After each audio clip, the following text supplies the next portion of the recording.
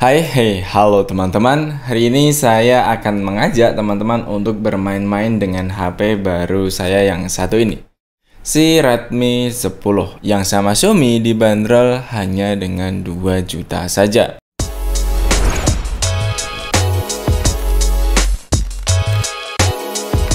Budget 2 juta, kalau khawatir beli online, teman-teman bisa nyari langsung ke toko.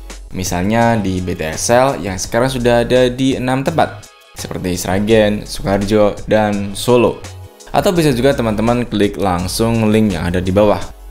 Redmi 10 ini tersedia dengan 2 varian. Yang pertama varian yang saya pakai ini 4/64 GB dan varian 6/128 GB. Yang varian 6/128 GB dibanderol dengan harga 2,399 juta.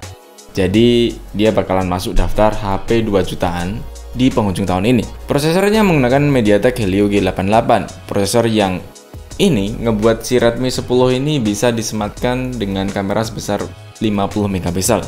Karena kalau masih sama seperti edisi sebelumnya, yakni MediaTek Helio G85, hanya mentok di 48 megapiksel saja.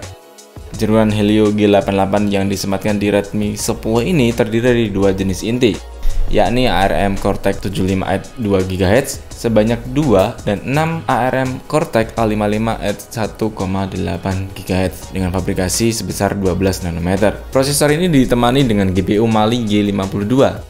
Urusan layar, si Redmi 10 ini dibekali dengan refresh rate 90Hz Full HD plus 6,5 inch yang sudah dilindungi dengan Corning Gorilla Glass. Refresh rate 90Hz itu sudah didukung dengan adaptive screen dari 45 ke 60 atau bisa kembali ke 90Hz juga.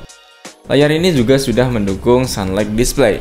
Jadi kalau misalkan di kondisi di bawah sinar matahari yang sangat terang, dia bisa otomatis menyesuaikan. Di sisi kanan kirinya memang terlihat tipis, tetapi di bagian atas ini, apalagi di bagian bawah, terlihat sangat jelas kalau ada perbedaan ukuran bezel yang cukup lebar. Barangkali ini juga jadi PR bagi produsen HP ya, khususnya di HP Android. Karena biar kiri, atas, bawah, kanannya semua presisi sebagaimana si iPhone. Yang jelas bezelnya semuanya rata. Urusan baterai, si Xiaomi ini ngasih baterai sebesar 5000 mAh yang didukung dengan pengisian cepat sebesar 18 Watt. Juga sudah didukung dengan pengisian terbalik, alias si HP ini bisa dipakai buat ngecas. Voltasenya sebesar 9 volt. Baterai 5000 mAh ini sudah menjadi standar umum bagi HP kelas 2 jutaan dan jadi pertimbangan bagi siapapun juga untuk yang nyari HP. Dan menurut pengujian saya, hasilnya dari si Redmi 10 ini cukup irit. Misalnya pas kita main TikTok selama setengah jam, baterai berkurang sekitar 5%. Untuk main YouTube setengah jam, baterainya juga berkurang hanya 4% saja. Termasuk untuk main PUBG selama setengah jam, baterainya juga hanya berkurang 5%.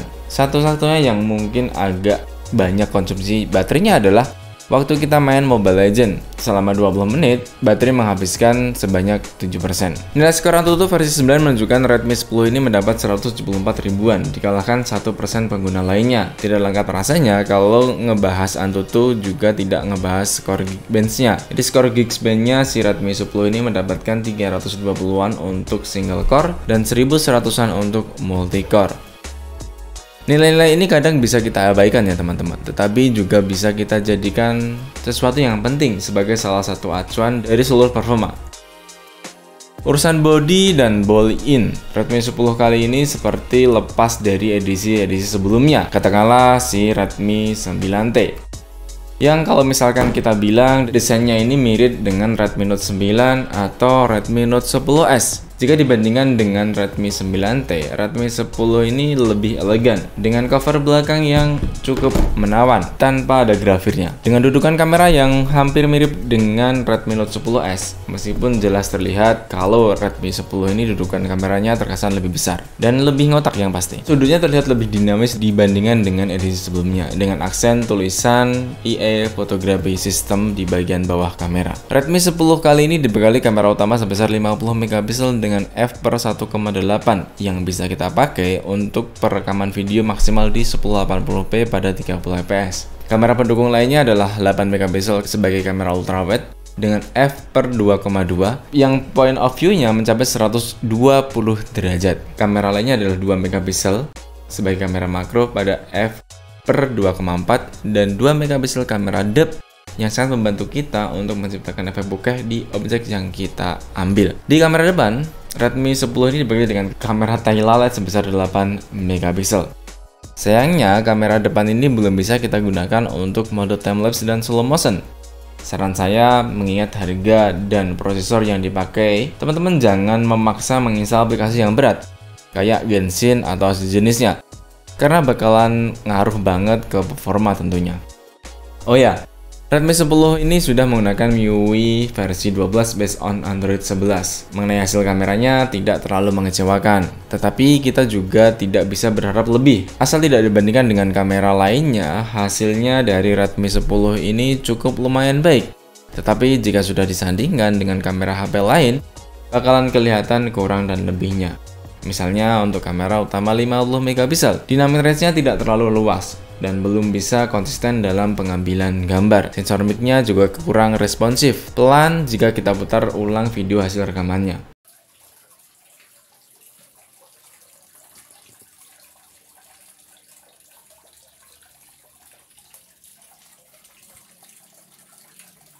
Termasuk waktu pengambilan foto di mode low light.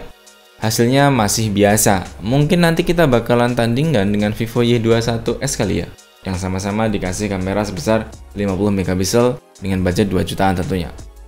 Selebihnya saya tidak ada masalah dan secara pribadi saya suka dengan penempatan pot-potnya.